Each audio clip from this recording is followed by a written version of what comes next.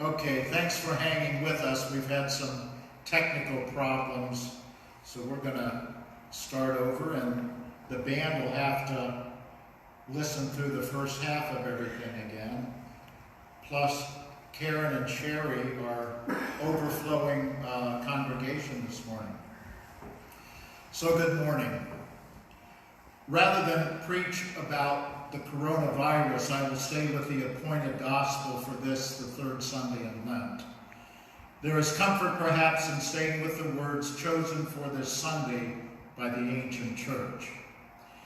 I'm grateful to our leadership who over the last 2 years have had the vision that makes it possible for me to be with you this morning. I suspect most congregations do not have the technological capacity to do what we are going to do. I'm grateful to members of Soul Spirit Band who will join me later for the sermon song. Perhaps every pastor feels his or her congregation is a special place. Regardless, I'm grateful for each person who is involved in our faith community. Thank you for your willingness to serve others in this place.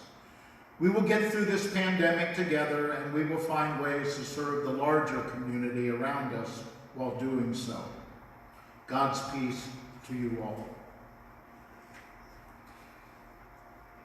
The gospel for this, the third Sunday of Lent, is John, the 4th chapter. So he came to a town in Samaria near the plot of ground Jacob had given to his son Joseph. Joseph's well was there, and Jesus, tired as he was from the journey, sat down by the well. It was about noon. When a Samaritan woman came to draw water, Jesus said to her, "Will you give me a drink?" His disciples had gone into the town to buy food. The Samaritan woman said to him, "You are a Jew and I am a Samaritan woman. How can you ask me for a drink?" For Jews do not associate with Samaritans. Jesus answered her, "If you knew the gift of God and who it is that asks you for a drink, you would have asked him and he would have given you living water."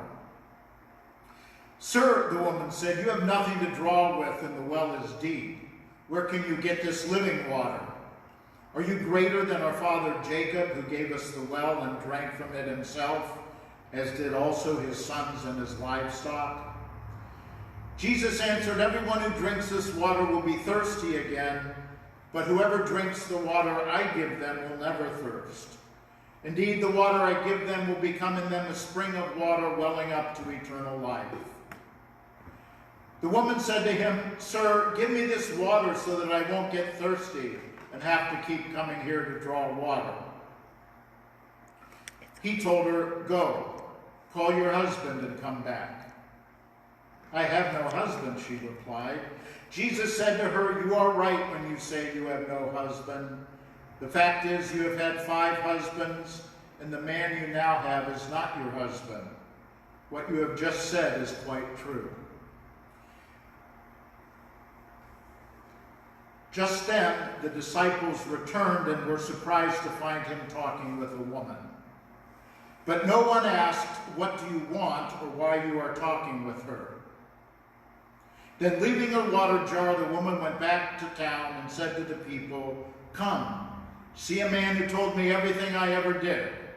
Could this be the Messiah?" They came out of the town and made their way toward him.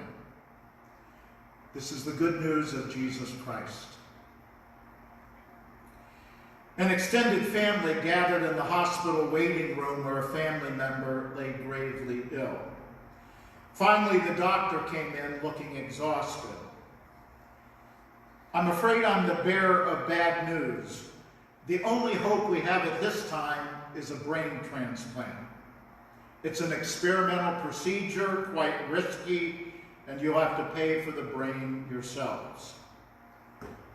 The family sat stunned by the news until someone asked, "How much does a brain cost?" The doctor replied, "A female brain goes for $20,000 and a man's brain costs $50,000. There was an awkward silence as the men in the room tried not to smile, smirk, or chuckle. And then a curious little girl asked, "How come the male brain costs so much more?" The doctor said it's a standard pricing procedure. We mark the female brains down because they're used. On Wednesday and Thursday evenings, we hosted a group of Afghan refugee women who told their stories through a play about their lives and their cuisine. Historically, Afghan women have been marginalized and accorded subordinate status. During the rule of the Taliban, women were treated worse than at any other time. They were forbidden to work, leave the house without a male escort, or seek medical help from a male doctor. They were forced to cover themselves from head to toe, even covering their eyes. Women who were doctors and attorneys were forced to leave their work and sit at home, even as girls were forbidden to go to school. Perhaps a used woman's brain is a dangerous thing. But let's not pat ourselves on the back too quickly. Our Evangelical Lutheran Church in America has been ordaining women only since 1972. And in leading a workshop years ago, I remember a woman near retirement who taught high school English her entire career. In tears, she told me she had always wanted to be a research chemist, but that in her day, women had only two choices: be a nurse or be a teacher. How do we explain this ongoing story of the subordination of women in light of Jesus' interaction with the Samaritan woman? I mean, how long have we had this story? John was the last gospel written down, say around 100 AD. So that would make it 1920 years. In all that time, we largely have been able to disregard, overlook, and ignore that Jesus revealed God's relationship with women. Similarly to present-day Afghan culture, Jesus was supposed to observe certain taboos in his interaction with women. When she approached the well, he should have courteously withdrawn at least 20 feet, but he did not. How did we miss this? Social distancing historically has been used to separate oneself from the ritually unclean, and all women were ritually unclean. Part of every Jewish man's prayer in the day of Jesus was to thank God he was not born a woman. Jesus breaks the social taboo against talking to a woman, especially in a public place without a witness. In village society, a man does not even make eye contact with a woman in a public place, but Jesus engages her face to face, person to person. How did we miss this?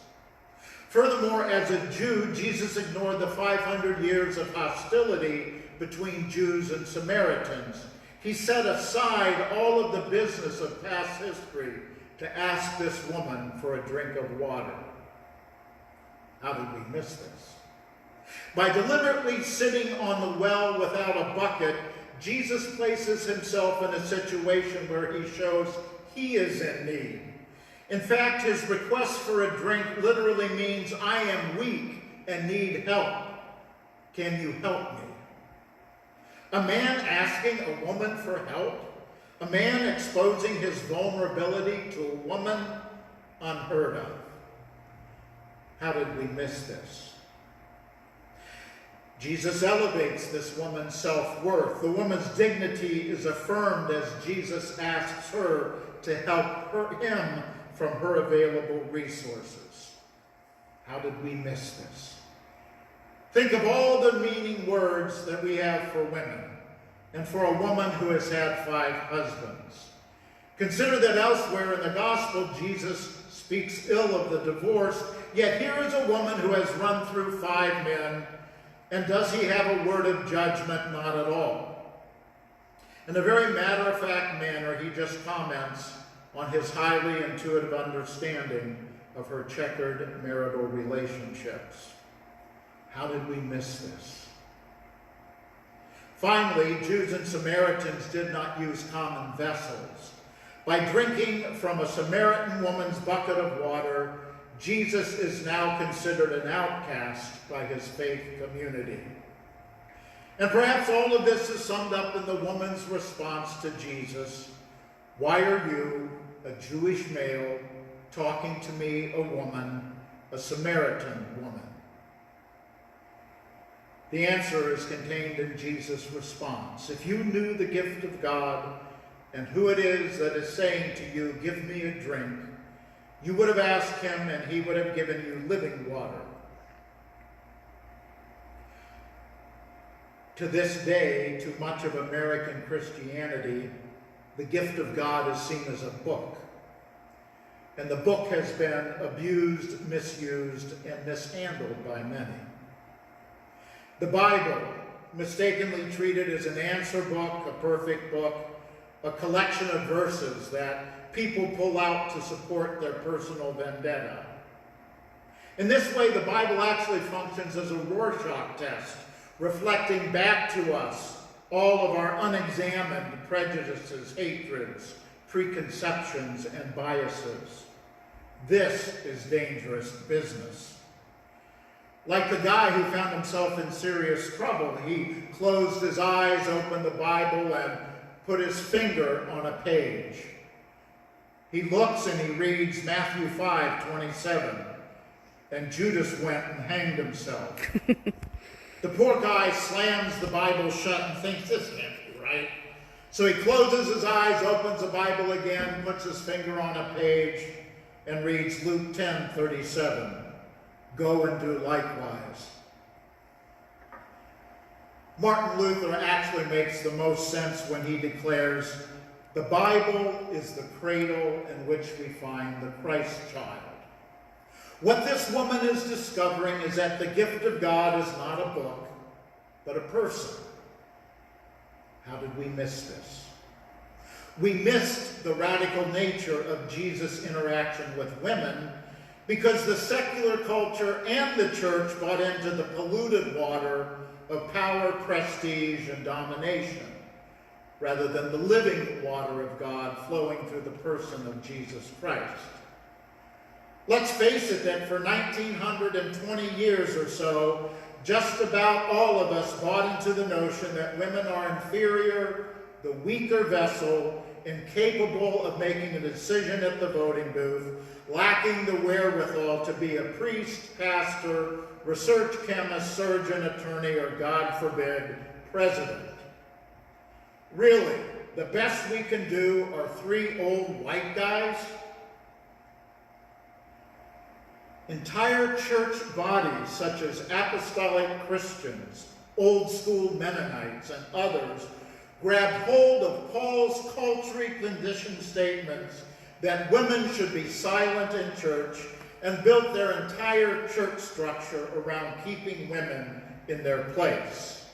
The Romans built the largest denomination in the world without female leaders because Jesus had 12 male disciples, never considering that perhaps Jesus chose men because we men typically are less open to spiritual reality than men. Do we consider that Jesus was aware he would have greater trouble reaching the men, and so he needed to start with the most resistant gender? How did we miss that the longest conversation Jesus had with anyone in the 4 Gospels is with this Samaritan woman? Now, we want to make sure we don't make the men the enemy. Heading to seminary in 1974, I was classmates with some of the first women heading toward ordination. And when they would go out to preach while still in seminary, their experience was that the harshest critics of a woman in the pulpit were the women in the pews. So as Paul says, we fight against principalities and powers, the institutions and the systems, what Walter Wink calls the domination system, which always needs to marginalize, suppress, and demonize someone. Throughout history, the Bible, the book, has been used to support the enslavement of other human beings, the domination and suppression of women, the condemnation of the LGBTQIA communities, whereas Jesus, God in the flesh, only had a harsh word for those of the power structure who mistreated the poor, the marginalized, the sick, and women and children. How did we miss this? Because we resist drinking from the living water that springs up from the fountain called Jesus. Over the centuries, how easy it has been to walk into Christian worshiping communities and walk out again without being changed, enlivened, and transformed. How did we read this story year after year, decade after decade, century after century, and think that the only place for a woman is either in the kitchen or in the bedroom? And what is frightening is that the only rational conclusion from our history is that we must be missing something important revealed by Jesus in the scriptures in this very moment. Clearly, my eyes can be as clouded as anyone, but consider this. The very Christian people who condemn the gay and lesbian communities often are the same people who ignore the very clear injunction in Scripture to welcome the stranger, the sojourner, the immigrant when they enter your land. One might sum up the Old Testament ethic as one of hospitality. This is a basic foundational principle of a Judeo-Christian ethic. How do we continue to miss this as we call COVID-19 the foreign virus? We miss the ongoing revelation when we think we already know it. Women, be silent. The disciples are all men. End of story. And we don't know. We can't fully see the nature of God. We cannot come close to comprehending the mystery at the heart of the universe. Some of you may be familiar with Dorothy Sayers, who wrote the Lord Peter Wimsey detective novels.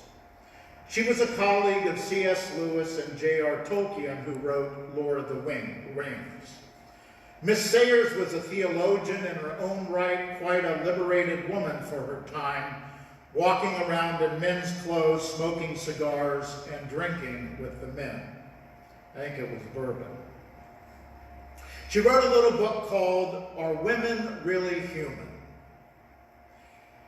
in which she concludes, perhaps it is no wonder that women were first at the cradle and last at the cross.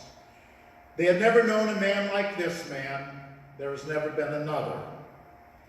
A prophet and teacher who never nagged, never flattered, coaxed, or patronized, who never made jokes about them, who took their questions and arguments seriously, who never mapped out their sphere for them, never urged them to be feminine or jeered at them for being female, who had no axe to grind and no uneasy male dignity to defend, who took them as he found them and was completely unself-conscious. There is no act, no sermon, no parable in the whole gospel that borrows its bite from female perversity. Nobody could possibly guess from the words and deeds of Jesus that there was anything funny about woman's nature. But we might easily deduce it from his contemporaries and from his prophets before him and from his church to this day. Women are not human. Nobody shall persuade that they are human. Let them say what they like.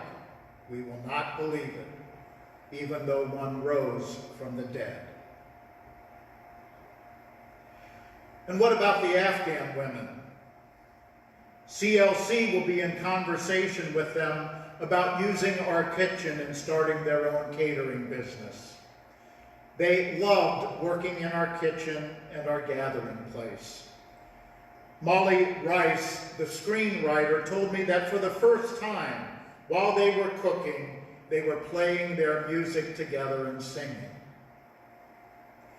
Molly concludes they're excited for the opportunity to earn a living, a goal that was unattainable for them in Afghanistan.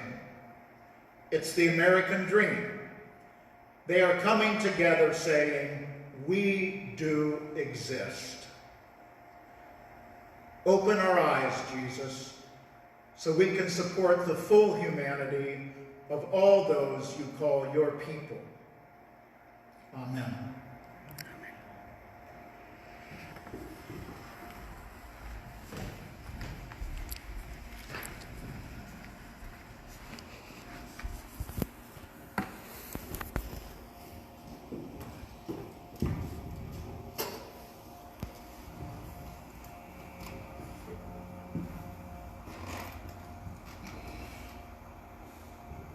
Well, appropriately, this song is Put a Woman in Charge by Kev Moe. It's from his latest Grammy Award-winning album called Oklahoma. So here we go. 1, 2, 3, 4.